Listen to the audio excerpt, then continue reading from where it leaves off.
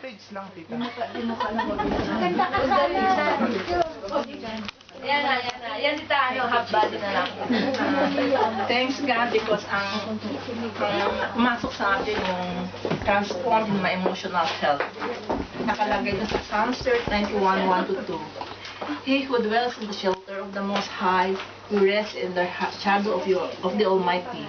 I will say of the Lord, He is my refuge and my fortress, my God, in whom I trust. Sa verse na to, five ang nandito na ano ko yung napansin ko yung dwell in Him. Dwell in Him means He provides everything, our food, our shelter, our clothing, our shelter, food, and everything. He provides everything for us when we dwell in His presence. We feel His love and beauty kasi sa Kanya lang ang nagmumula ang unconditional love, at kung nasa atin ang love na yon, we can show it to other people too. Tapos nakalagay din doon, hide in Him. Sa hide in Him, it means to say na if He gives us the shelter and protect us from all harms. Kahit anong mangyari sa atin, kapag tayo nasa Kanya, hindi tayo mababagabag kasi alam natin na kapag binigay natin sa Kanyang lahat, He will protect us and He will shelter us from all harms. Amen. Tapos nakalagay din doon, rest in Him. Our God, sa Kanya lang tayo mibigay lang sa natin sa Panginoon lamang tayo we can find rest in Him because He is a big God. He can so big that you can always hide in His shadow and find the hope, find the help if we need help. Rest in Him. Wala tayong magagawa dito sa mundong ito kapag hindi natin ibigay sa Kanya ang lahat. At Siya lang ang talagang nakapagbibigay sa atin ng kapahingaan. Siya lamang ang nagbibigay sa atin ng lahat ng mga bagay na ating ginusto at ating mga nananais sa buhay. Trust in Him. Sa Kanya lang tayo dapat magtiwala, at saka yung trust without faith, kailangan din ang faith, kasama ng faith na yun. Trust in Him, it means to say that He is so powerful, He is our shelter, and He is our refuge. Yes. In all times of need. Ito yung when I came in Paris, wala akong pinahawakan kundi maliban ang ang Biblia, dahil bago ako pumunta dito, ang dami na nangyari sa buhay ko, sa pamilya ko, kaya ako nandito sa Paris.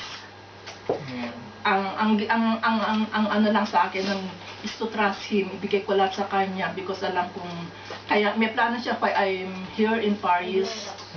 Kaya ang ginawa ko, nag-trust na lang ako sa Kanya, binigay ko ang aking buhay, pati ng aking mga anak at pamilya.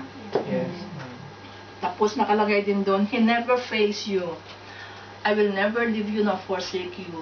Sabi nga niya, love, unconditional love.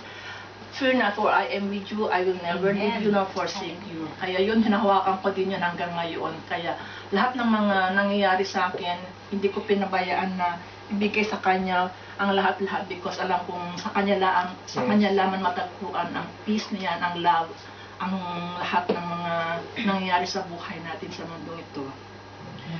Tapos na, ano ko din doon yung Jesus.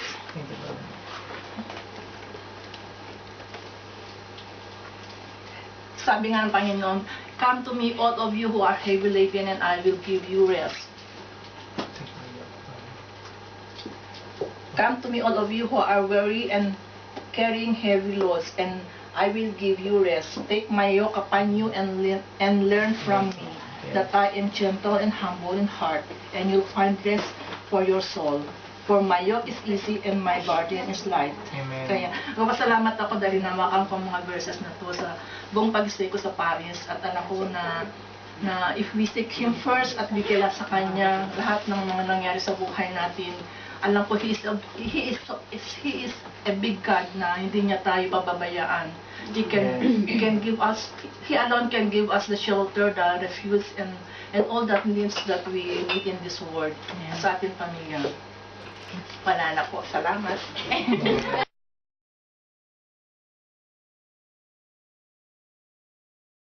Alam mo, we're so blessed, no? Yung mga purihin ng Lord. Kasi we already beginning prayer. So we do believe that everything na meron tayo ngayon sa puso natin, alam talaga ng Lord. We don't need to explain ourselves. We don't need to, sometimes we don't need to explain. We don't need to tell a lot of things for ourselves, for other people. But only God knows. Amen. Amen. Ano. Yung pinaka na ano po ako doon, lahat naman kasi, it's really, you know, talagang meron talagang message that really hit your heart. Pero dito po sa transform in my relationship, sabi niya gano'n, relational health, doon sa John 15:5, sabi niya, I am the vine, you are the branches. If you remain in me, and I in you, you will bear much fruit. Apart from me, you can do nothing. Sabi nga, the only way that we can bear fruit is when we are connected to Jesus. Yes. We can be connected to each other, pero may kahinaan ng bawat isa. Amen.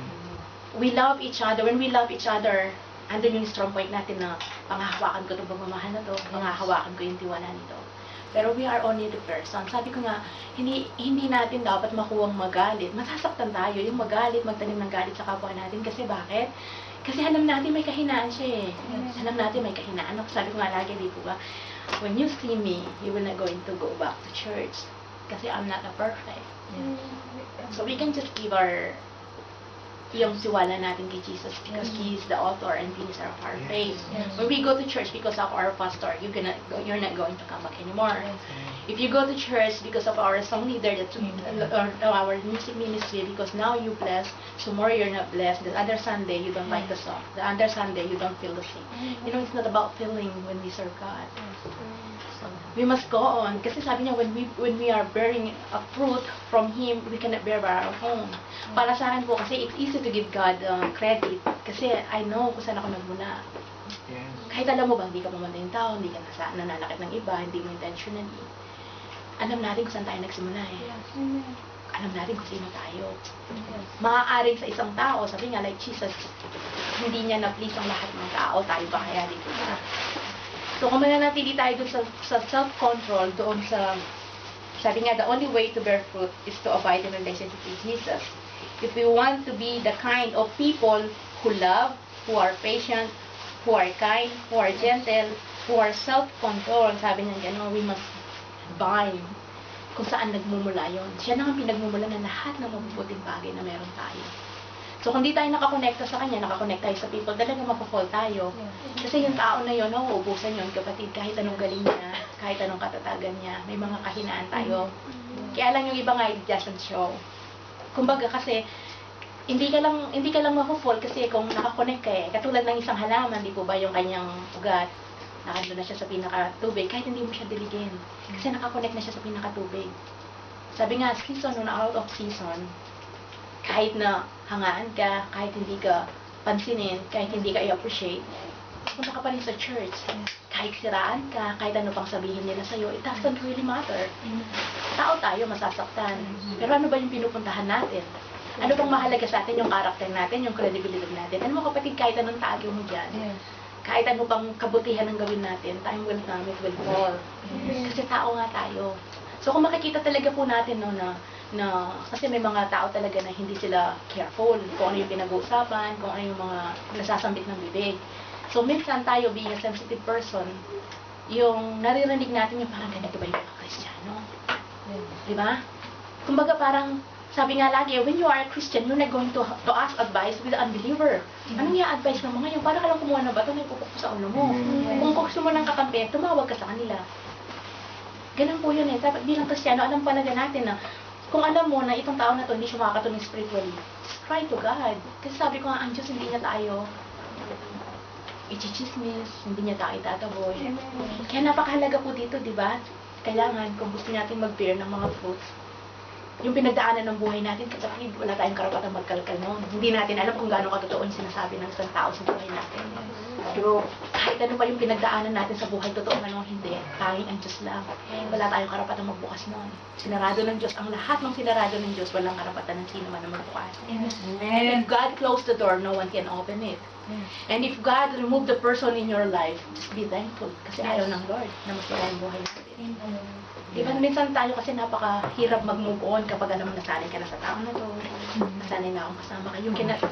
Hindi ganun ka-easy mag-move on or lumayo sa isang tao. May mga tao din, syempre, they are very easy to ignore, na mag-iwan. Pero may mga tao din na really, they are really small things they really appreciate.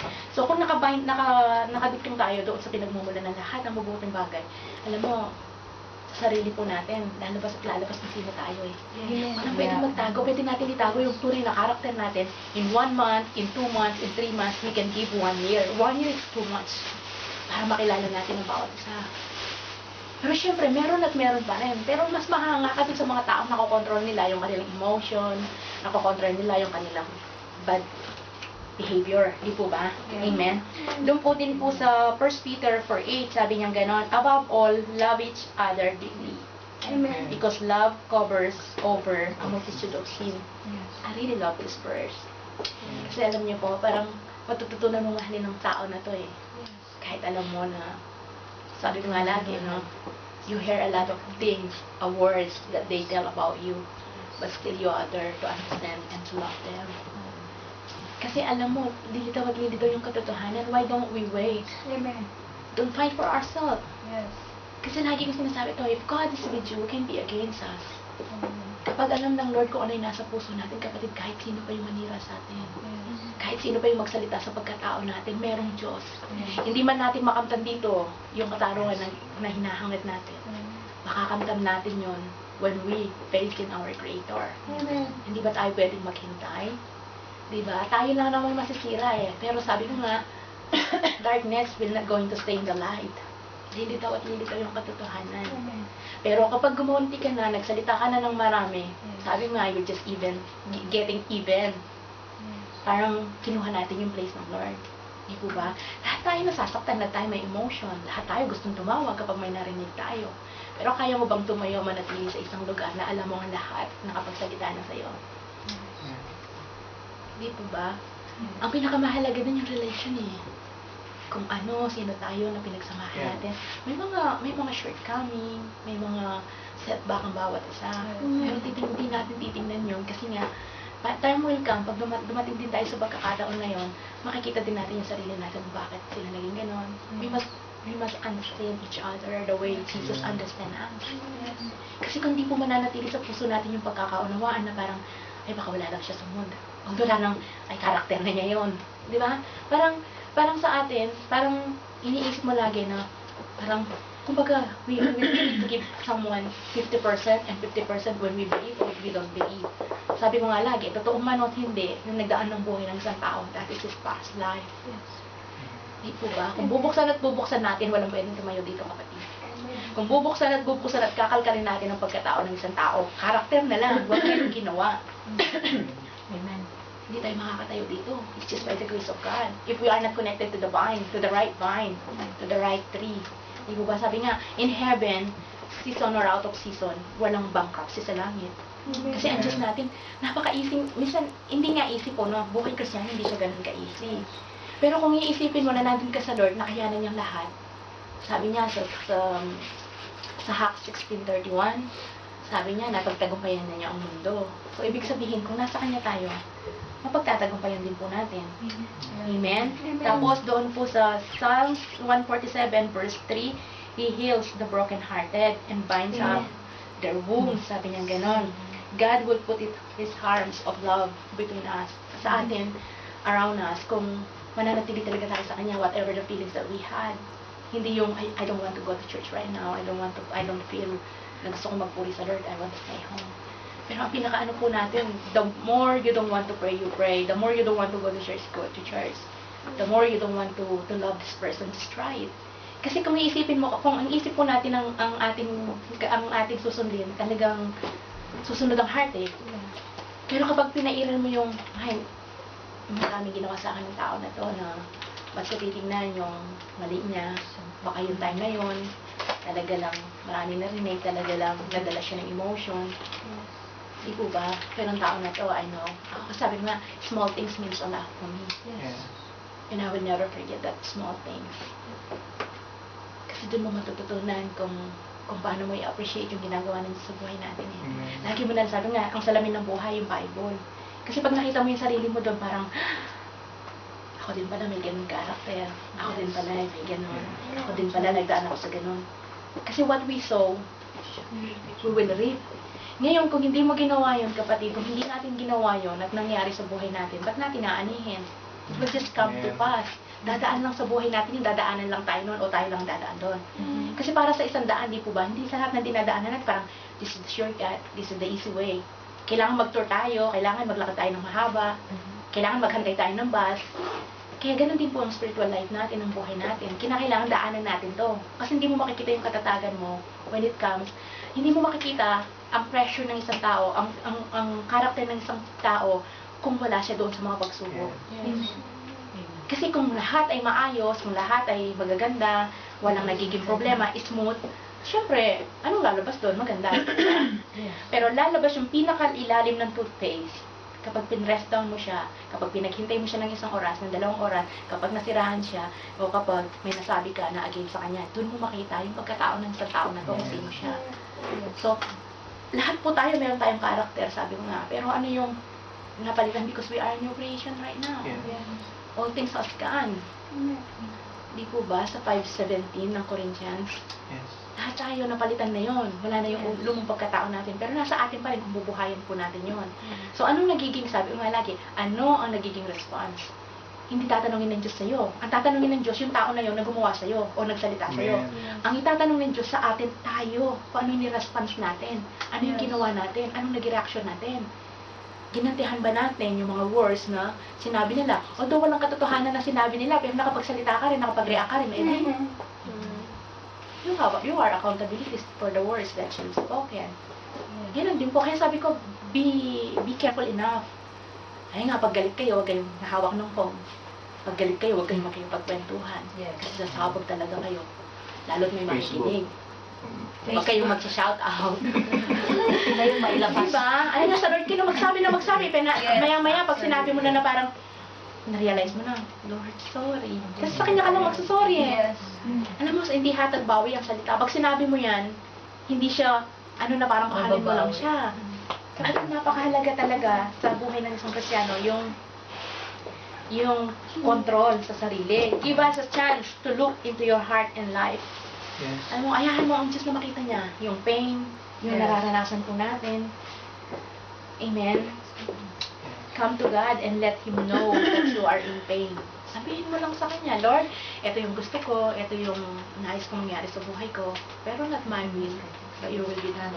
So napakahalaga po talaga yung nakakonect tayo sa Kanya, no? Kahit ano pa yung bagyong daanan natin when we are standing, katulad ng isang rock, diba? Yung nag-build na 2 tao. Yung mga naririnig natin salita, ngayon, they have power, narinig natin. Pero kapatid, hindi siya nawawalan. When we need it, maalala mo yung verse na yun eh. Lord, sabi mo, the vengeance is yours. So, who I am para magiganti ako. Katulad din naman nila ako na makasalanan. Who I am para manira ng tao. Who I am para magsalita sa tao na alam ko yung time na yun, ganun ang naramdaman niya. Di po ba? Unless, sabi ko nga, unless God knows the inside your heart kung ano yung talagang motive. Yun po yung pinakamahalaga eh. Bakit mo sinasabi ang bagay na to? Bakit mo ginagawa ang bagay na to? Ano ba yung motibo ng puso natin? Sino ba yung dapat mapurihan? Sino ba dapat makita? Yung pagkatao mo? Pagkatao ko? O yung Diyos na nanahan sa atin? Kasi wala tayong karapatan tumanggap ng glory. We need to bring back the glory to God. Yes. And then kung may narinig ko nga lagi, no, kapag we are a peacemaker, napakahalaga talaga sa buhay ng isang Kristiyano yun. Kahit ano pang sinabi sa atin, kahit ano pang sinabi, kung kung you are here, the desire of your heart, God knows. Pero kung alam natin, kung hinatid natin doon, natid natin dito, na alam mong manghihina siya doon, we need to be careful. Kasi, baka hindi siya nakakonect kapatid ng time na yon, baka hindi siya nakapag-pray, baka hindi siya nakakonect sa time. So, wala siyang lakas na pagkukuhanan. the more we need to pray for them, di ko ba? Pag hindi natin nakikita yung ating kapatiran na wala dito, instead of judging in our mind, instead of thinking anything or not or something, baka may mga nagtawag na yung mga yun, baka may mga ganito na, baka may nalaman na, it's not our business. Yes. Amen. It's not our business to know what's inside their heart. Sila yung haharap sa Diyos. Sila yung haharap. Yes. Ang ating business ay yung panalangin sila na muli nating ibalik sila dito sa paanan ng Diyos. Kung di man natin sila maabalik, yung buhay natin, ang Diyos ang dadalhin natin sa kanila. Yes. Kahit ano pang tawag nila, kahit sa pang-iinsulto, kahit ano pa yung ginawa nila sa atin na tinawag tayo, ininsulto tayo, doesn't matter. Nagkamali ako, Yeah. nakapagsinungaling ako, nagkasala ako sa inyo, sorry. Yes. Be humble enough to say sorry, to accept kung ano po yung pagko-correction.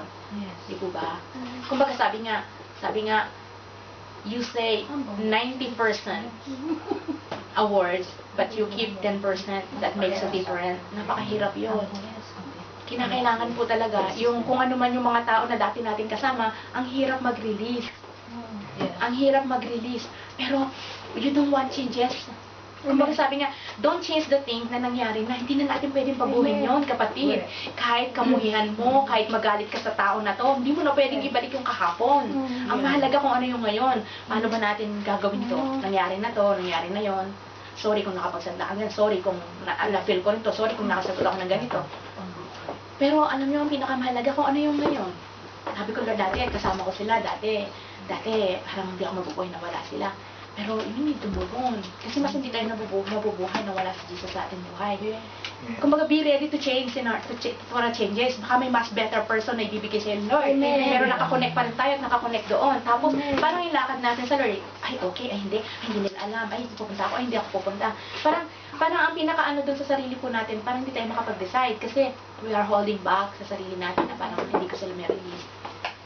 Pero kung alam mo sa sarili mo na there are new people, I'm so grateful for myself, you know. I really thank God that I met a wonderful person. Sabi nga, you need to appreciate the people around you. Hindi yung people na wala na sa buhay mo. Yes. Ibabalik at ibabalik ng Diyos yun kung sila laan para sa atin, sa buhay natin. Pero kung alam mo na hindi sila makakatulong spiritually, manangan ka na lang sa Lord, kapatid. Ang Panginoon, alam niya ang mga pangangailangan natin, alam niya yung damdamin natin, alam niya. Kasi kahit sabihin natin, sabi ko nga, ako yung tao, no? For example, ako yung tao na parang, ikaw, president ka, hindi mo kayang ibigay ang lahat ng kagustuhan ng tao. Amen. Bakit tayo mananangan sa isang bagay na alam natin na yung tao na yun, kailangan pa rin niya ang Diyos? Yes. Hindi mag-direct na tayo dun sa Lord. At alam natin, yung mga taong kasama natin ngayon, sila yung gagamitin ng Diyos para sa atin, para mapalapit tayo sa Lord. So, pinaka bottom line po is ito, we need to see kung saan tayo nakakonect. Sa tao ba? Yes. Dito lang ba sa church na to? O doon sa pinagkukulan ng buhay? Kinakailangan po yung buhay natin, yung spiritual life natin, no? Hindi po ito patagalan, hindi pa unahan, hindi pa... Kung sino po yung, kahit anong gaano ka nakatagal na bilang Kristiyano, kung ang connection natin ay hindi nakakonect sa Lord, kung hindi tayo nagbabasa ng Bible, kung hindi tayo nagde-devotion, kung wala tayo ng lahat ng yon, we're not connected to the vine. We're just connected for the things that we hear. Pero yung narinig natin na yon at hindi na natin narinig, nawawala yon. Pero kung nakapag-connect tayo sa Lord, kahit ano pang pagdaanan natin, kapatid, wala kami ng trabaho, walan kami ng mga bagay na alam mo, na nasa paligid mo, ang mahalaga, hindi nawawala yung pinagmumula ng lahat ng bagay. Yes. Amen. Amen.